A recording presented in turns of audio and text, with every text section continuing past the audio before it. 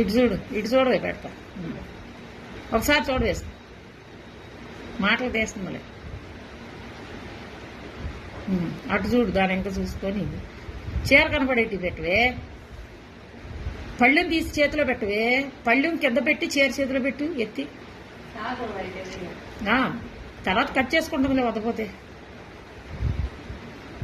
అది పళ్ళెం కనపడి. Okay, super. నా ఇంకా చూడే.